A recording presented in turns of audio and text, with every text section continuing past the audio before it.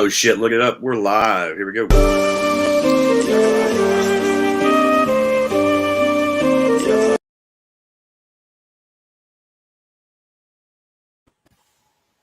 What? Did I fuck it up? Try it again.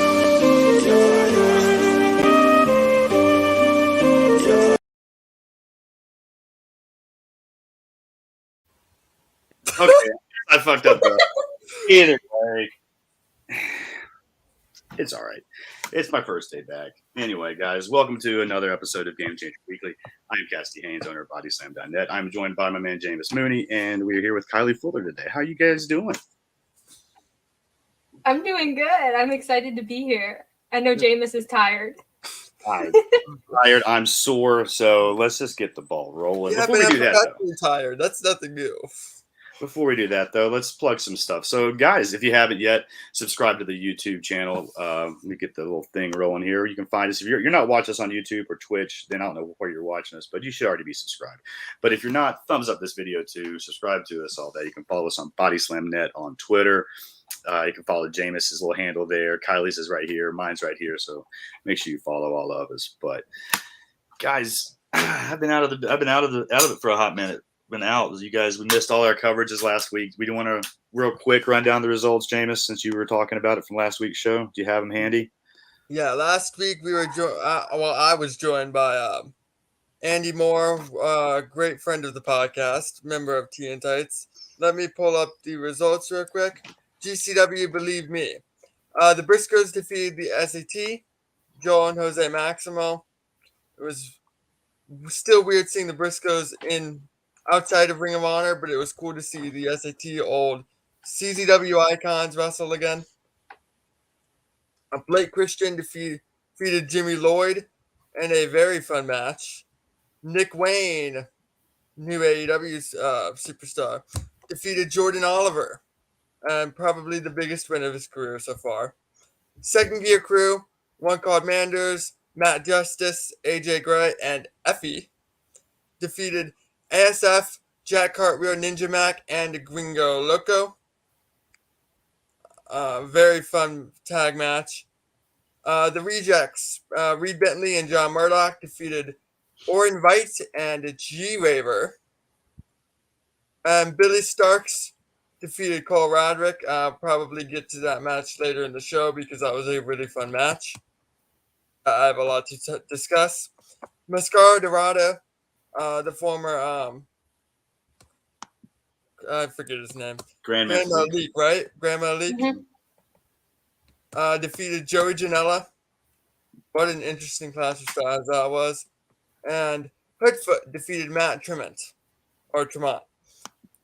And GCW, don't tell me what to do. Yeah, Jordan Oliver. What? Let's see. And that was on, that was the 2nd, right? That was February 2nd. Yes, that was the second show, the Sunday show. Jordan Oliver defeated Alec Price in the opener. ASF defeated Drago Kid. Very fast-paced match. I love matches that are just fast-paced car wrecks for 8 minutes, so that was a very fun match for me. Blake Christian defeated Ninja Mac. And match of the weekend and probably death match of the year for me, even though it's still only February. Cole Rodrick defeated Orin Veit. I'll hit on that match again later. Jack Cartwheel defeated Brian Keith, Colby Carino, Marcus Mathers, different boy Jimmy Lloyd, and Billy Starks. Second Gear Crew, Matt Justice, AJ Gray defeated Marco Stunt and Joey Janela. What a strange tag match. Two Cold Scorpio defeated Gringo Loco. Matt Tremont and Nick Gage defeated John Murdoch and Reed Bentley to retain their championships. Word.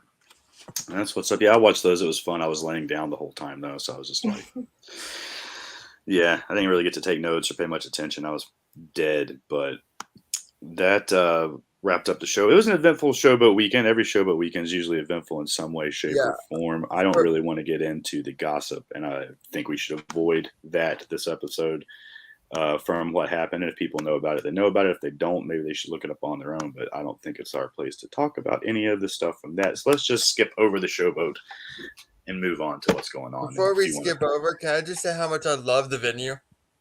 yeah, the venue's great. GCW's obviously runs different venues. I love old different wrestling venues that look like they're not traditional wrestling venues. And so the fact that they use this every time is great. Like the chandelier during the Rodrick fight match really added to it, and it's just the different. It's like in sports when one field is different than the other, and the team has home field, and it gives it each game its own special feel. Mhm. I love that aspect of the venues GCW runs, and the Showboat's the top one for me. Gotcha. Well, this weekend, though, we're looking at them heading into Los Angeles for a pretty big weekend. They got a doubleheader, and then they're running LA Fights Volume 3. But let's see. First up, we've got this week, we got Welcome to Heartbreak, and that's on, is that Friday night? That's tonight. So, Yeah. and that one looks good because this is the one that I'm probably more excited for between myself. But I'll run down the card real quick, and then you guys can tell them. We'll talk about it a little bit. So, first match, we've got Tony Deppen versus Kevin Blackwood. Then we got a scramble match, 6-way scramble. We got Matthew Justice, Gringo Loco, Jimmy Lloyd, Jordan Oliver, Jack Cartwheel, and I don't know if the other person's been announced yet. I'm just looking on Cage Match, so I'm just going by that. We got Dr. Wagner Jr. versus Homicide, Mike Bailey, Speedball Mike Bailey, versus Ninja Mac, Blake Christian versus Nick Wayne. Tag match, Jacob Fatu and Juicy Finau versus the Briscoes. Then we got another tag match, Janela versus X-Pac making his return against the major players, Brian Myers and Matt Cardona. And then a GCW Extreme title match, AJ Gray versus ACH, who I believe is making his debut. What's Kylie, what do you think? Let's talk about some stuff. What are you looking forward to the most on this one? I think I'm most looking forward to AJ Gray and ACH because I think AJ is sort of positioning himself as the guy in GCW, and I think he's really getting over with the fans, and I'm so excited to see him with the Extreme title and defending it as often as he can. And of course, I'm excited for Blake Christian and Nick Wayne because I think they're two young guys. I think they're stars, and I think that's GCW's future in those two guys. So those are the two matches I'm most excited for. For ACH, I know he's actually had quite a few matches in GCW. The Showboat weekend in 2021, New Year's, he worked, I think, King Broadway. He's had matches with Jordan Oliver, Leo Rush, Lee Moriarty. I believe that was the first time I saw Lee Moriarty. Oh, nice. So it's been a minute. It was pre-pandemic, but he has had a small run in GCW in the past. The match I'm most looking forward to is the tag match. One thing I love about GCW, and I kind of hit on this with Andy last week, is, well, I love a lot of things about GCW. I wouldn't be doing this podcast if I didn't. But I love that different guys like Carl Ouellette or Too Cold Scorpio get their flowers and get that last big run. And I'm hoping that Sean Waltman's another one that gets a full run because Sean Waltman's one of the best performers of all time. And he doesn't quite get the love that he deserves in terms of it helps that it doesn't help. I see that. I was going to comment on that after I saw Sam telling you what to look out for. He says, don't sleep on Ninja Mac versus Speedball. That's Sam Stackhouse. That's the Loco Wrestling Heavyweight Champion, by the way. Hey, man. Shout out to my boy, Sam Stackhouse. Go back to the first episode. After this episode, of course. We don't want you to leave. But after this episode, go to the first episode of the Game Changer Weekly podcast because we have an excellent interview with him. Good friend of the show. We love you, Sam. Yeah, so that's going to be a good match. He's not lying, man. Anything that Ninja Mac does is fun. But Speedball, dude, he's on a tear since he's been able to do this U.S. run finally. So I'm loving seeing that. But, yeah, that's going to be a good match. Yeah. But, like, Sean Waltman's never really gotten his flowers because he was the other guy in the clique, you know? That's fair. Like, he wasn't Scott Hall. He wasn't Shawn Michaels. But he is, when back in the day, when somebody you had a tryout match, you put him against Sean Waltman because nobody was going to get a better match out of anybody than Sean. Yeah. A great performer.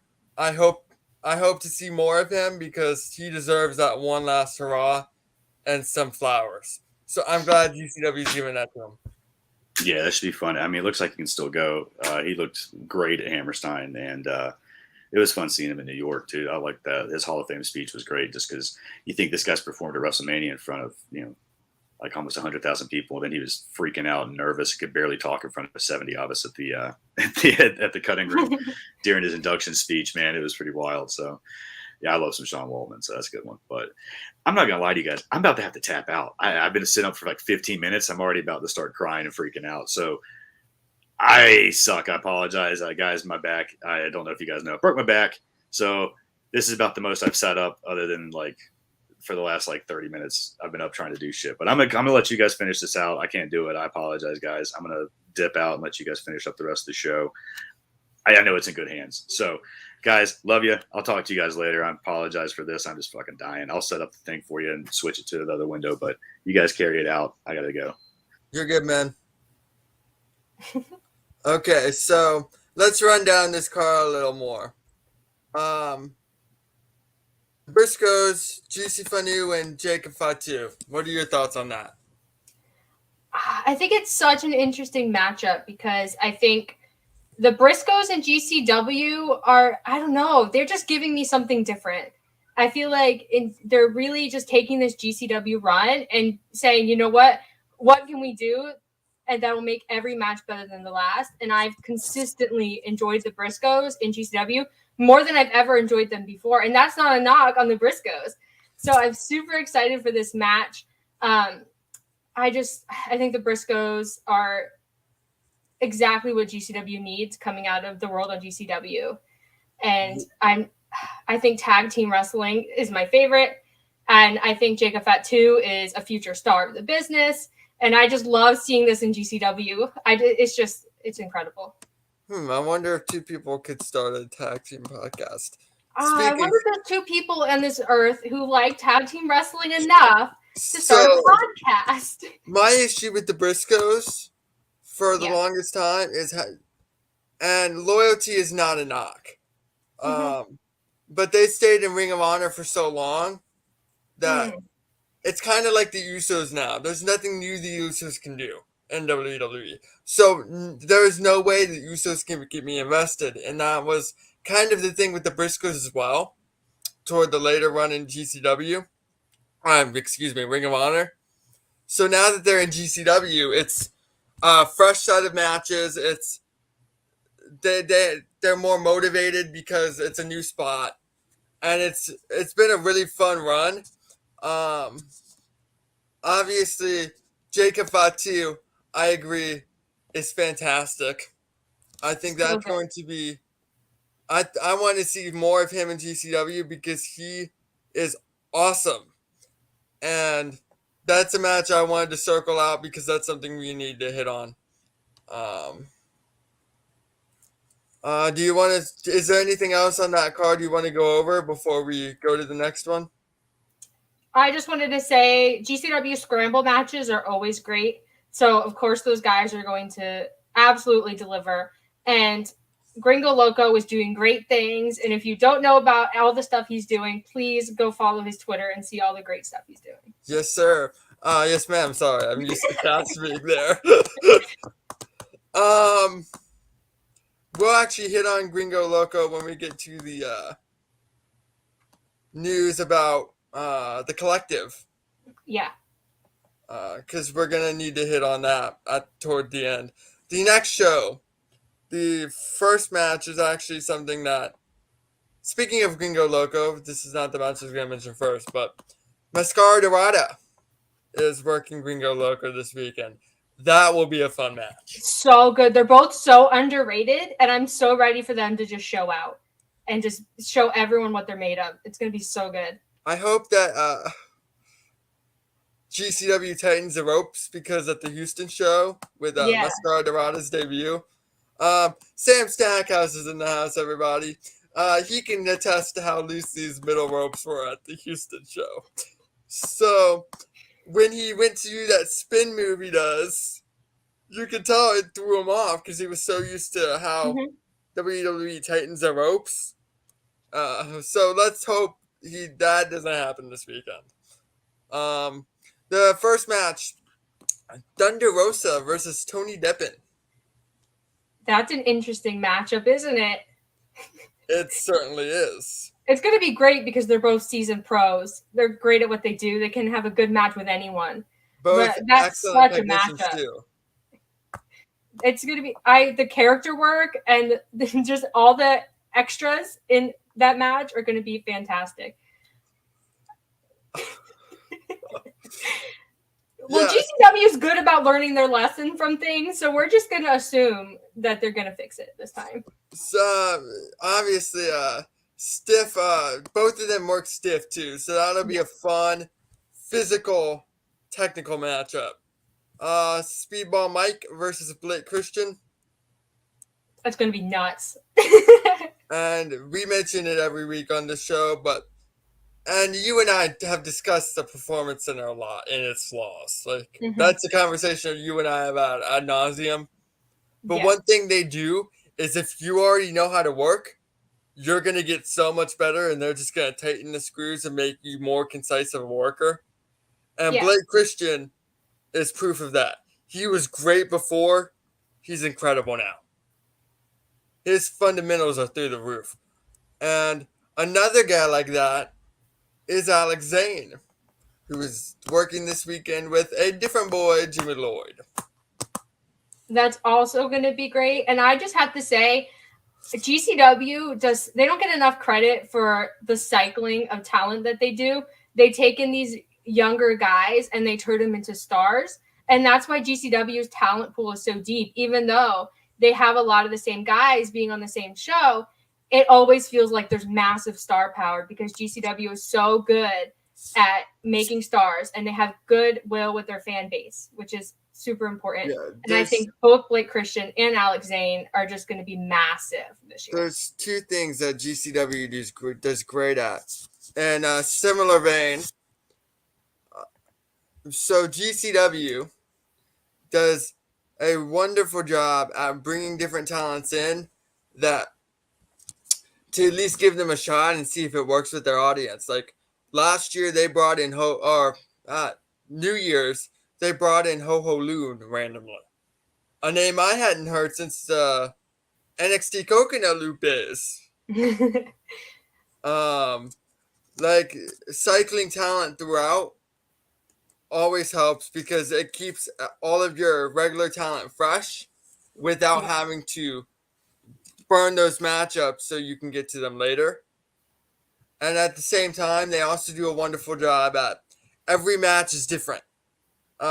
Maybe deathmatch is not your thing, but Tony Deppen's scientific wrestling match will be. There's something for everybody, so it doesn't feel like you're watching the same thing over and over again, which always helps keep the product fresh too. I wish there was more of that in wrestling. I make this comparison a lot. It's like ECW. If Mike Awesome versus Masato Tanaka was not your thing, which you hate wrestling if that wasn't your thing, but if it wasn't your thing, there would be a Perry Saturn Chris Benoit match. Like, yeah, I think especially in the last couple decades, we've gotten to this point where people are like, that's WWE style wrestling, or that's PWG style wrestling. And once we pigeonhole a promotion like that, it's so hard for them to do anything different. And I think GCW has done a good job from the beginning of being a variety show. And now that they're gaining traction and their fan base is growing every day, I think wrestling fans are now demanding variety in wrestling. And it's more accessible than it's ever been. So GCW is just the pioneer of that. I agree with that. And you can see how it affects companies that came along after GCW, such as AEW. Yeah. On a major television scale. Not every match is the same. Whereas if you go, and this is no offense to the superstars on Raw, because there may not be a better wrestler in the world than AJ Styles over the last 20 years. Like, obviously, those guys know how to work. but it's constantly kind of the same thing every match. So it's like, you know, and I feel like that's part of my fulfillment in GCW. The next match on the card, ooh, that's interesting. Dark Chic and Jordan Oliver. Dark Chic is so good. Jordan Oliver, of course, is good. He's a GCW staple at this point. He's everywhere in GCW. Jordan Oliver's great. You want to know what I love about Jordan Oliver? What? He's for the same reason I love. Well, one of the reasons I love Zack Sabre. I love the lankiness. Like I was not expecting that. People have been getting on a lot of wrestlers' cases this generation about not being big enough.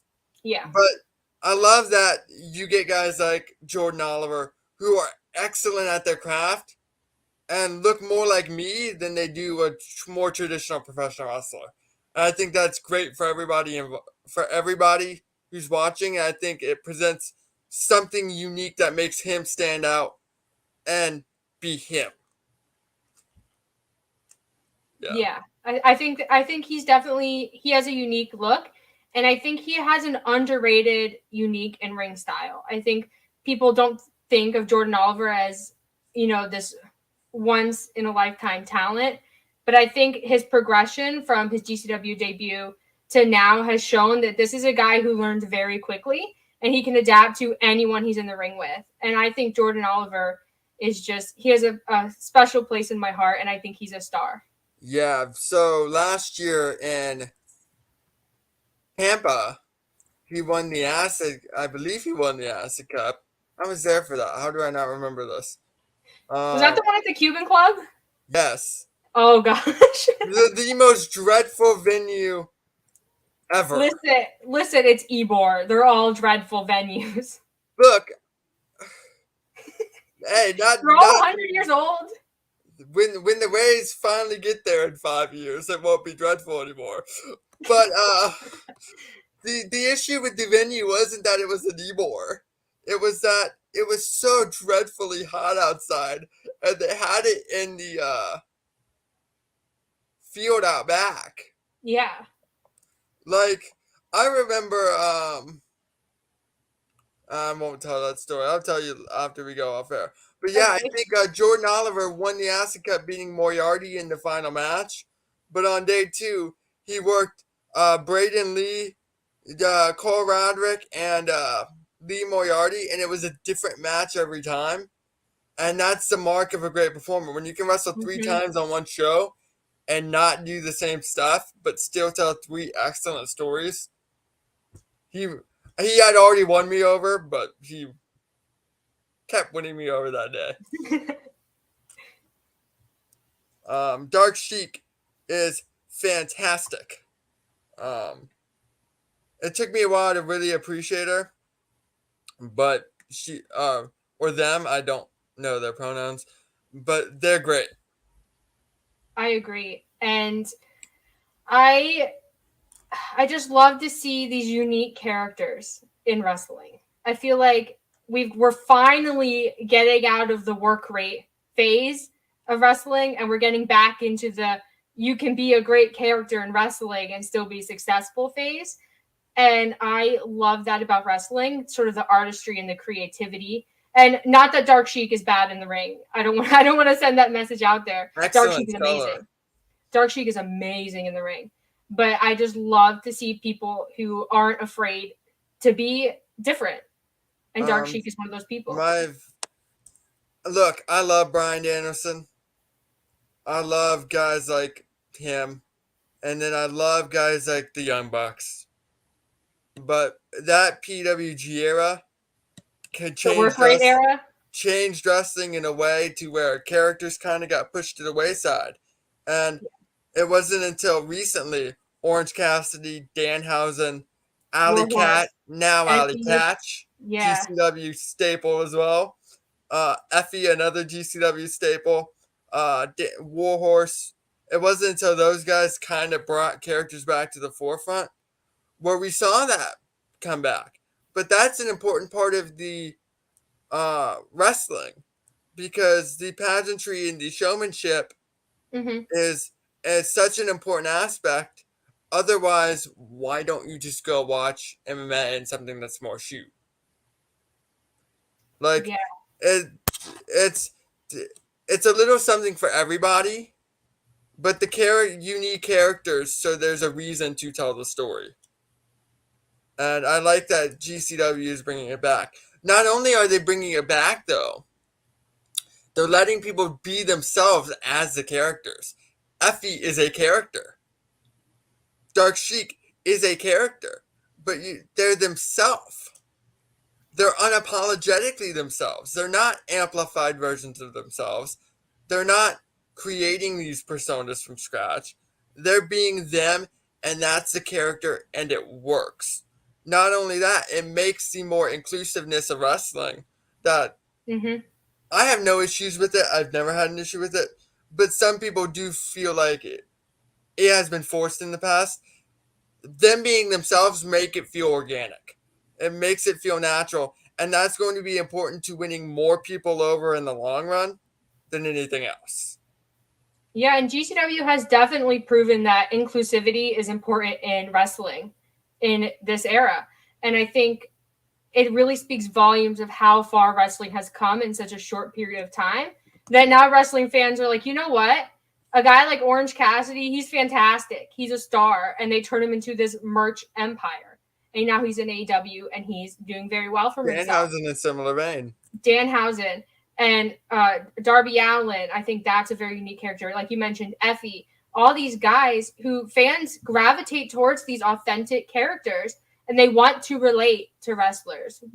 It's not, wrestling isn't a television show and it's not exactly, MMA, boxing, that sort of stuff. Part of what makes wrestling is the connection with the fans. And I think we did lose that for a long time, like you mentioned.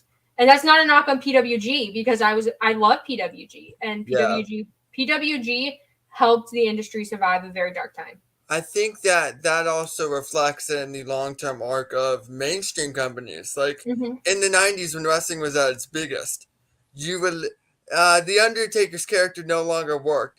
So he had to become a more personified character to survive the era. But Steve Austin, everybody was behind Steve Austin because everybody wanted to do the shit he did to their boss. Like, it was you related to Steve Austin. And then once, the issue is John Cena is an all-time great wrestler. I said it, he's an all-time great wrestler. Roman Reigns is an exceptional performer. But the issue with how they pushed people later on was that you never got time to relate to them before. Well, I guess with Cena you did, but they changed his character immediately, so you kind of didn't. Yeah. You never got the time to relate for them and build that groundswell. Whereas a Dan O'Brien, you related to, and that's why you pushed him. A CM Punk related to, that's why he got over. A Becky Lynch, nobody in the office thought that she was going to get over, but she was the most relatable person on the show. So I think that is reflected in mainstream wrestling too. And I'm glad companies like GCW are starting to bring that back, because I hope that translates over to mainstream wrestling going forward, the way PWG translated to mainstream wrestling. Yeah, and I think the proof of concept is there with Danhausen. He debuts in AEW, and he's immediately a top merch seller. The fans pop from every time. So the proof of concept is there. I think the lines between wrestling audiences, between promotions nowadays, they're all blurred. If you're watching wrestling, you're watching probably more than one promotion. Yeah. And so I think GCW has benefited from that, but I also think there's a lot of wrestling promotions that are benefiting from GCW. I believe the proper noun for that is Forbidden Door. I'm so sick of Forbidden Door, Jameis. Don't even get me started. So, also on the card, and this is the final match we haven't gone over, Ninja Mac and Jack Cartwheel. Love it. That's going to be a wild match. Yeah, I don't think it's going to be necessarily be my cup of tea, but that's okay. Not every match is going to be my cup of tea. For those who really like athletic displays of excellence, that's going to be your cup of tea, and that's why it's on the show. Two tremendous athletes, just Yeah. the stuff It's gonna they go can do to wild. leave your jaw on the floor. Yeah, just bell to bell, they're going to be moving. I don't think there's going to be a period of rest in this entire match. And then Ninja Mac is such a good wrestler. He just makes anything look crazy. And even he does a lot of crazy spots, but even the stuff that isn't, a crazy spot looks insane because he just does it so fast that your brain doesn't have time to catch up. Special is oof. Yeah.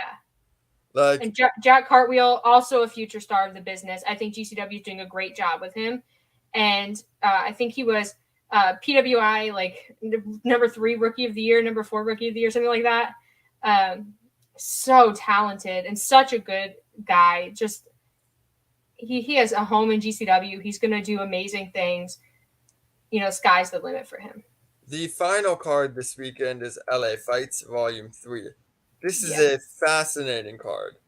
I don't think there's a match to single out. But the first match, Dark Chic versus in one of his first indie dates since it was known that his contract was going to expire. Pretty Peter Avalon. Yes. That is a contrast. You hear contrast in styles a lot in wrestling. This is a contrast of personas. But it's going to be so good, and it's going to be so good. The contrast of personas is what makes it fun to think about. I think it's going to be a spectacle. And I think Peter Avalon in AEW has been great. And I don't want to, knock his time there because I really did enjoy a lot of the stuff he did on Dark, especially with I love Brandon Cutler. AEW Dark, man. Yeah, AEW Dark. If you're not watching AEW Dark, what are you doing? It's hilarious. But Peter Just Avalon, for Taz alone. yeah, and Peter Avalon, I think he's a guy who really understands.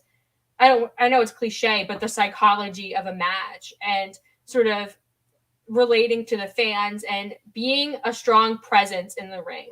He's not a big guy, but he doesn't fade when he's in the ring with other people. And I think that's one of his greatest strengths.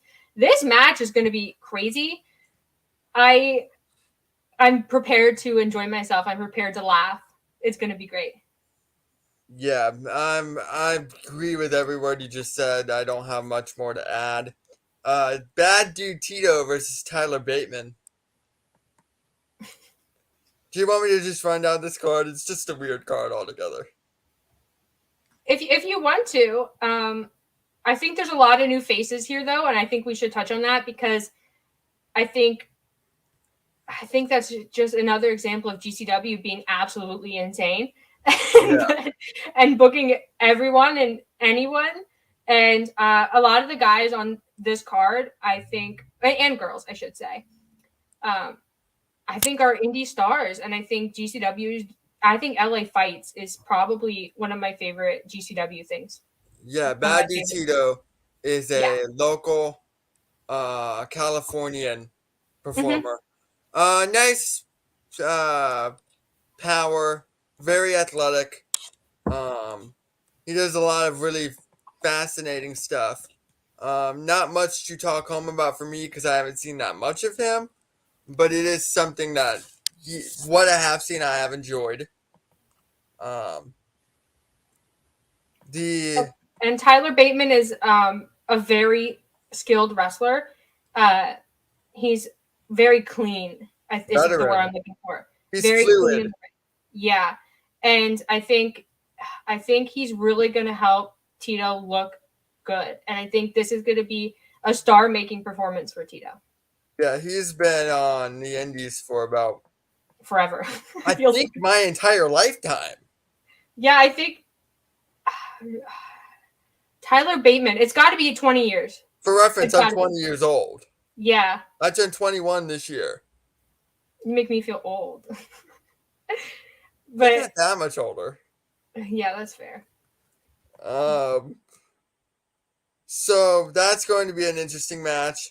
Tag match. B-Boy and Lil Cholo versus the Unguided, Damien Drake and Matt Vandegrift. I've not seen much of Unguided.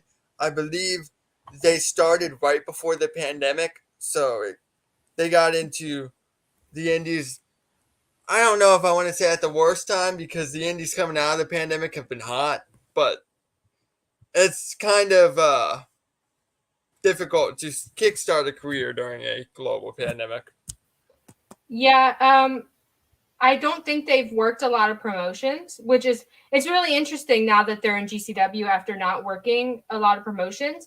But the pandemic, of course, I'm interested to see this match because I really want to see how far they've come as a team in the ring. They're both individually, they're both really good. But it's like that tag team element. I'm really interested to see how that plays out in this match. Yeah, Lil Cholo, Mr. Cisco is how I know him, is a very fun guy. He's been wrestling for 25 years at least. At the last LA fights night, he was in that six-way scramble. Mm-hmm. No, that was 2 LA fight nights ago. The last LA fights, Volume 2, he defeated D-Rogue, Gregory Sharp, and Judiz. That'll be a fun little match. Don't really know what to expect, but again, I haven't seen much of Vandegrift and Drake at all. Jack Cartwheel versus Brandon Gatson. Yeah. Well, we already talked about Jack Cartwheel. Of course, he's a rising star. I don't think a lot of people know about Brandon Gatson, and maybe you really need to be into this indie style of wrestling. But he's a guy who's been around.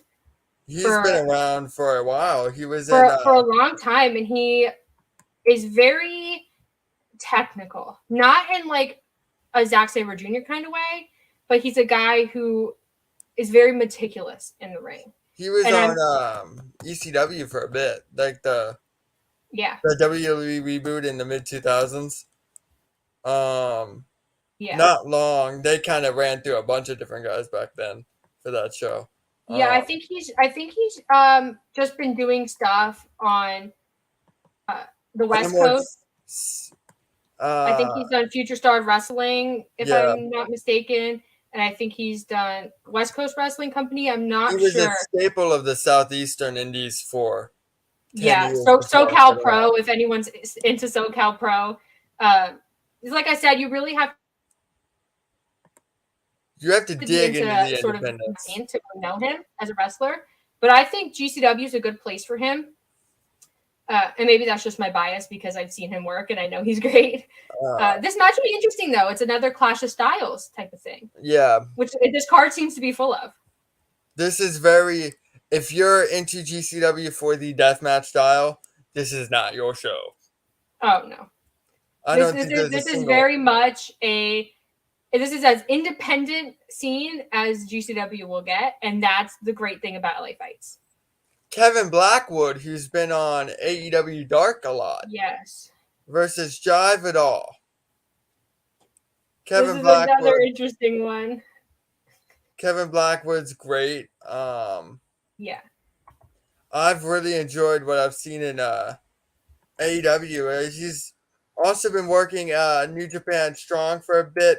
I believe just a week ago he had a match with Aria Davari on Rivals. He's recently worked Leela Hirsch and Black Label Pro. Very fun match. He's teamed with quite a few different people on AEW Dark. He and Daniel Garcia wrestled, I believe, Butcher and Blade at the very beginning of the pandemic. As well as Janela and Sunny Kiss. Of course, this ended up getting Daniel Garcia signed, which we love to see. But, yeah, he had a match with the Acclaim, too. I think he had one more match, I'm forgetting. But he's worked AEW quite a bit. So he's starting to get out there a bit more, which we love to see. Jive It All is only 24 years old. Yeah, he's only been...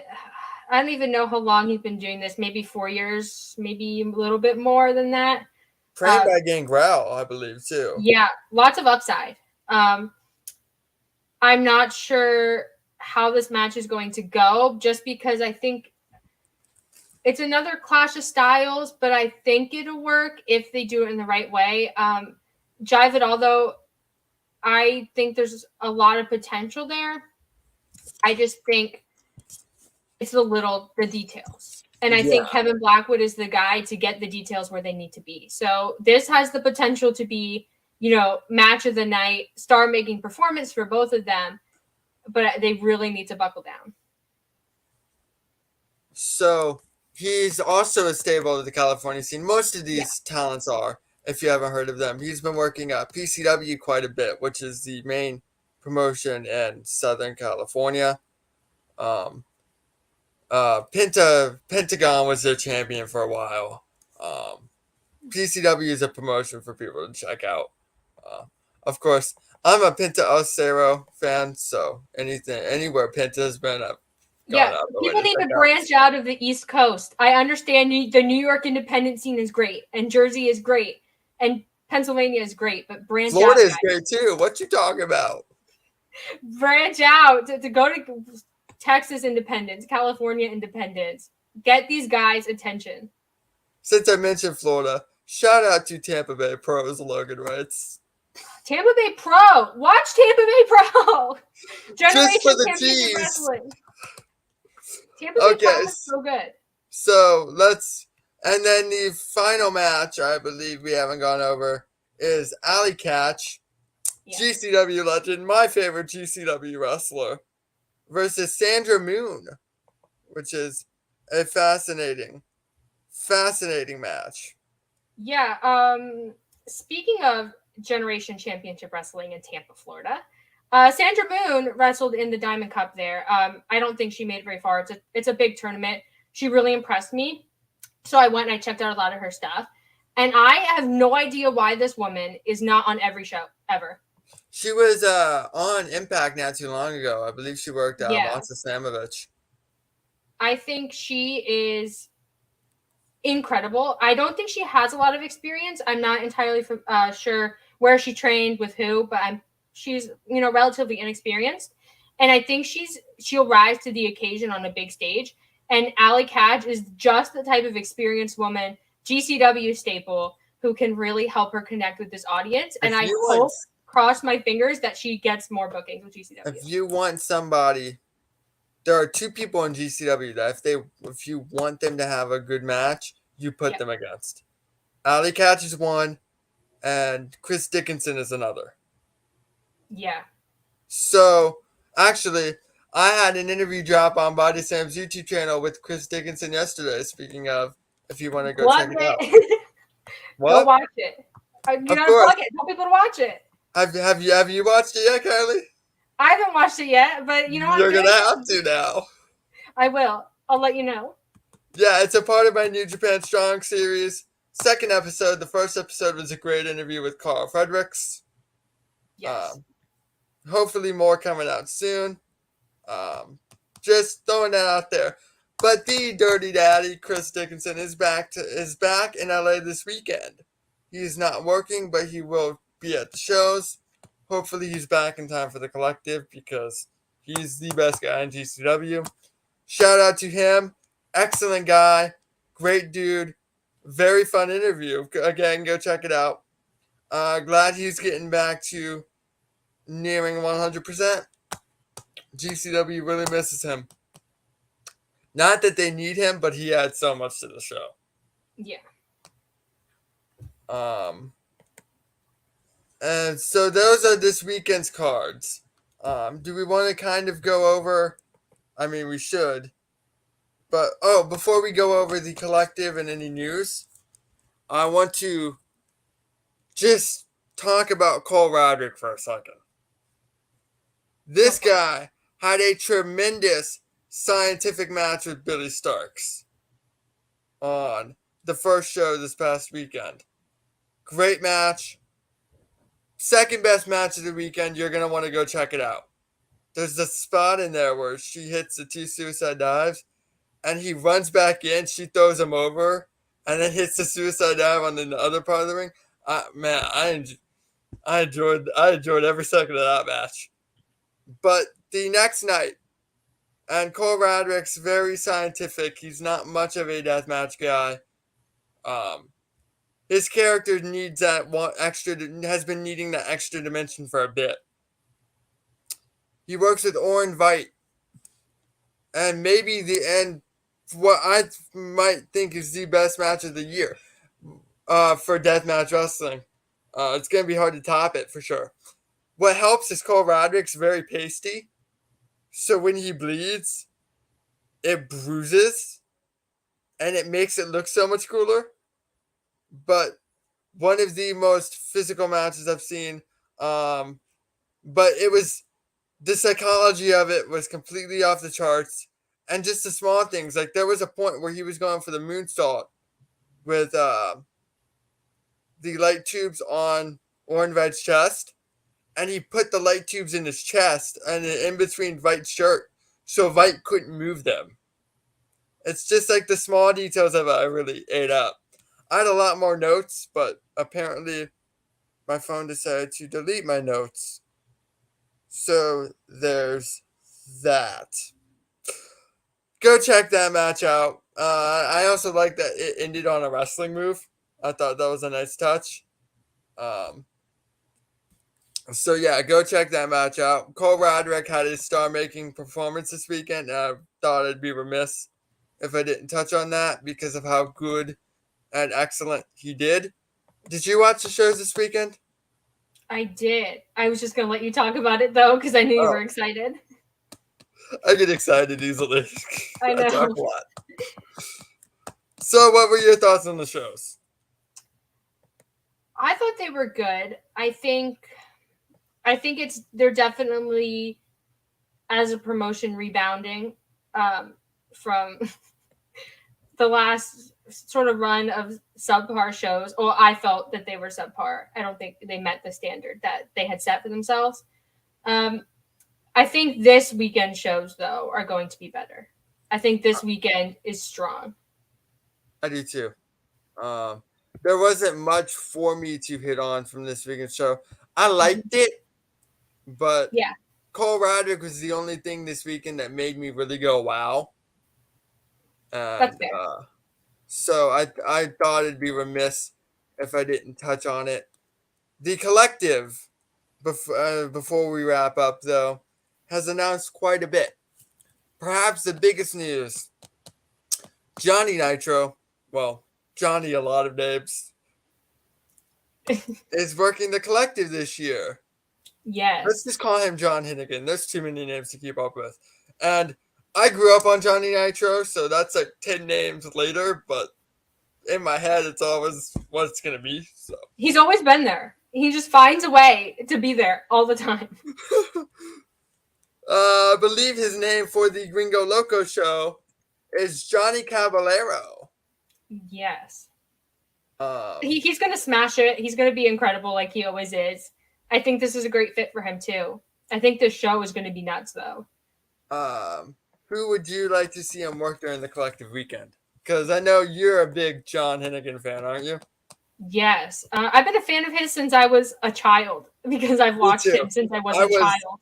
I was a big Eminem fan. Like, when they'd walk out with the belts in their pants, I thought that was the funniest thing ever.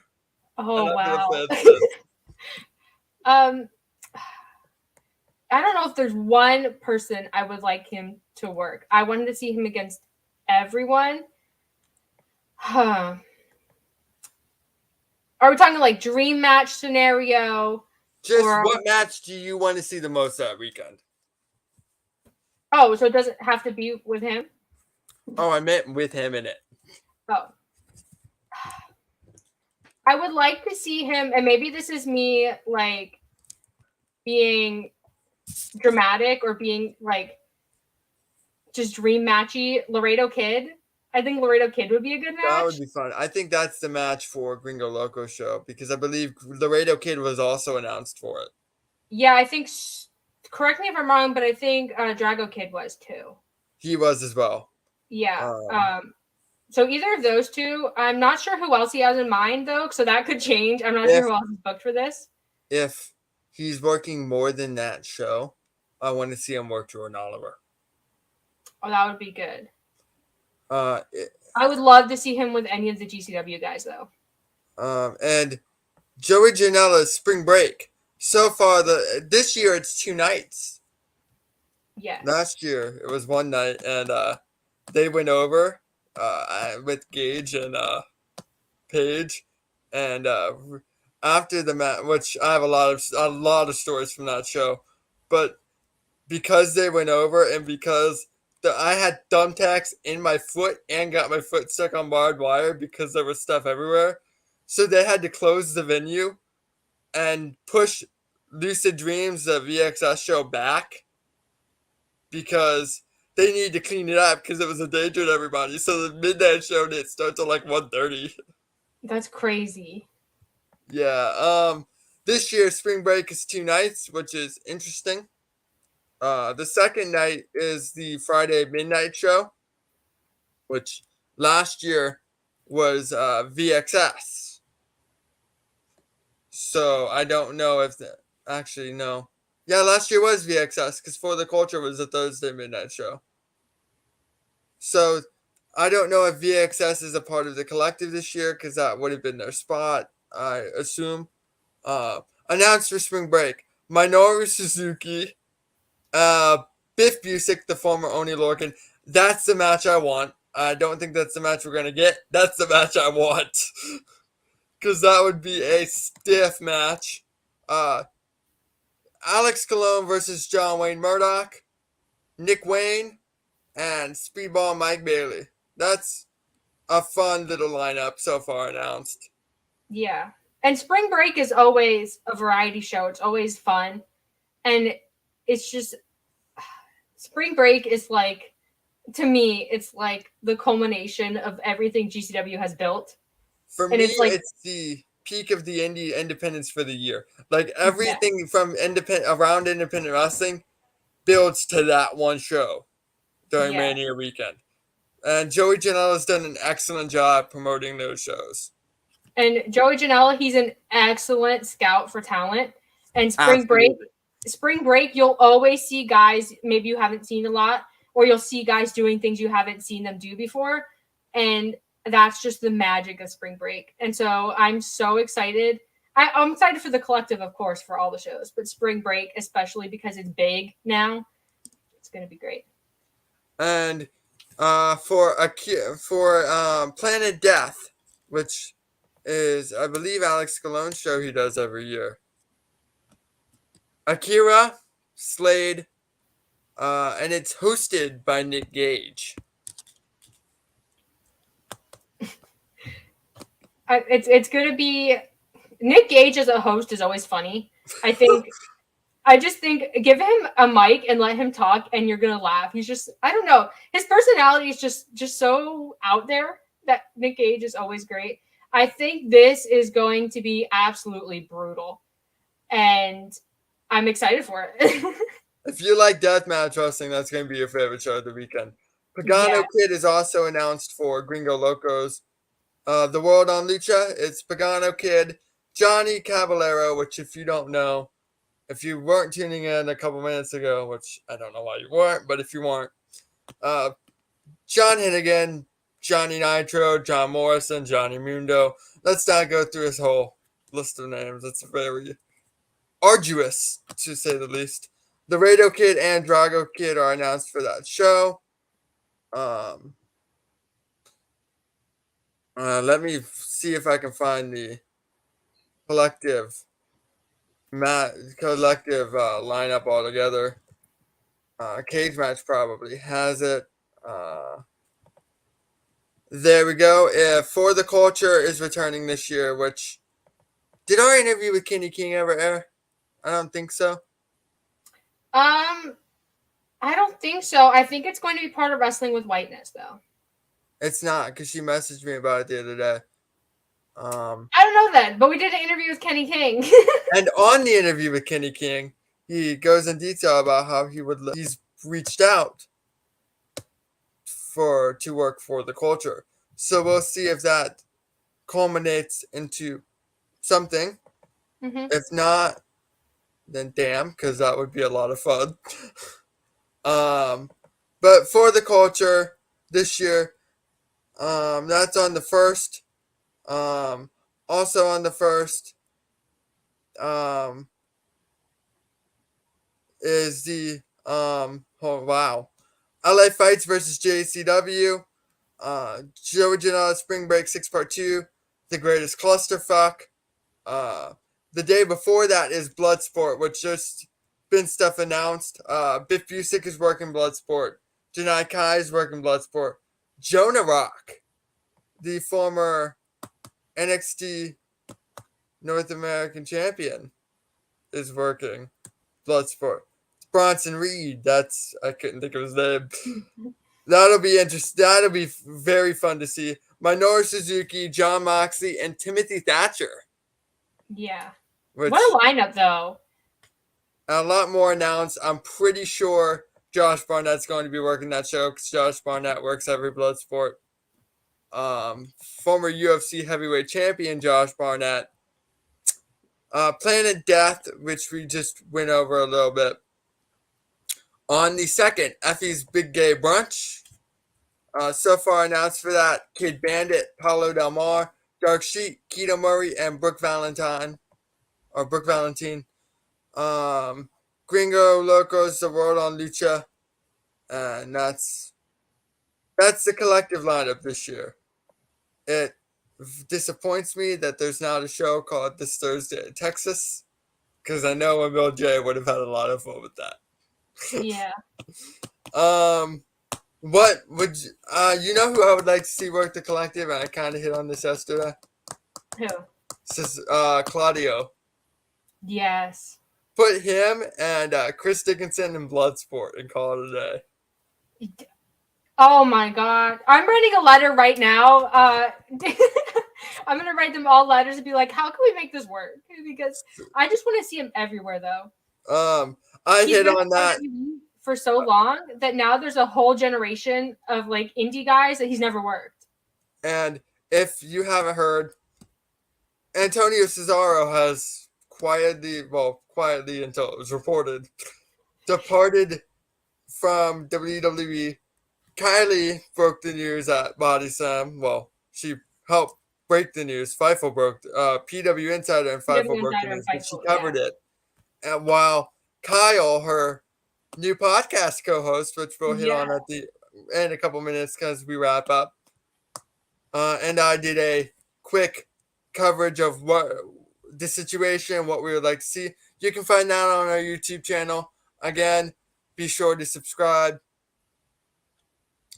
Ultimately, I don't know if he's going to be in the collective. Probably not. But him versus AJ Gray is something I want to see. Him versus Cole Rodrick is something I want to see. And him versus different boy, Jimmy Lloyd, is something I want to see. So good. I think him versus anyone would Jordan be incredible. Oliver. Imagine him basing for Jordan Oliver. Ninja Mac. Ooh, that would be a fun European uppercut. That's a match you get just for the uppercut alone. Yeah, it doesn't even have to go long. We just need an uppercut. So that is the upcoming GCW show. I believe next week we are joined. Of course, we are joined by Andy Moore again. Andy Moore of Teen Tights, one of another show you can find on Body Slam's YouTube channel. Man, I am plugging everything today. I was on there recently to discuss GCW. GCW is doing a crossover in the UK. Alex Colon is going over to defend the GCW Ultraviolet Championship in the UK at one of their promotions very soon. So next week, I will be Cassidy and I will be joined by Teen Tights host Andy Moore to discuss that show and that match more specifically. Other than that, it's been an hour. Kylie, any final thoughts? I think this weekend's going to be great, and I'm so excited to see GCW really hitting its stride again. And where can, other than Fuller_Kylie, which is clearly on the screen, where can we find you? Where can we support you? Just hit me with everything. Yeah, so like Jameis mentioned, I have a new podcast coming out with Kyle, who's just the best dude, just a pure soul. So check that out. I'll plug it on my Twitter. So follow me on Twitter. You could see me on Fightful Overbooked on Saturdays. Sometimes at 11, sometimes at 3. It depends on what's going on that day. But we have Demo Divas covering all things women's wrestling. We grade promotions. We talk major news. We do predictions for matches.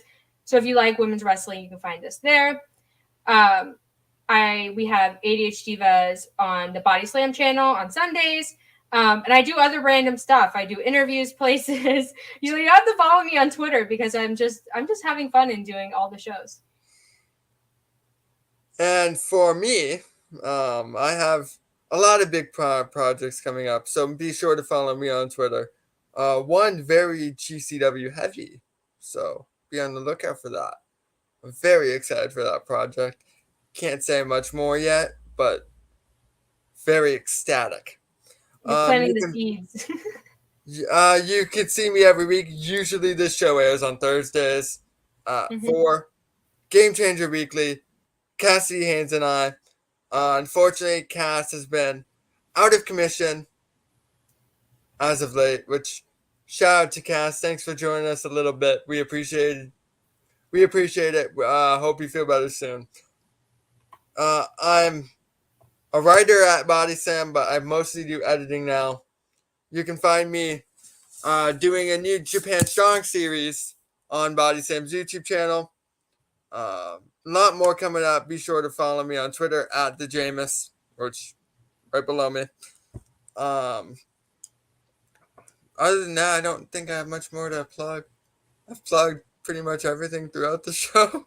Yeah, follow Body Slam on everything on Twitter. Oh, yeah, I do on this the every YouTube week. channel, on Twitch. What else do we got? We got got everything. a Pro Wrestling Tea store. Yes, all the things. If there's a website, we're probably on it. Anyway, of course, if you don't always want to listen to YouTube, or see my questionable face, you can always listen to audio content on Spotify, Apple Podcasts, anywhere you get your podcasts. We're on a myriad of different platforms. So be sure, if you would prefer not to do video, that's fine. Just reach out to me if you want to know where you can find the podcast and have a full list. I don't really feel like trying to rack my brain to go through all of them off the top of my head. Anyway, I'm the Jameus. That is Kiley Fuller. This has been another episode of Game Changer Weekly. Thank you for watching.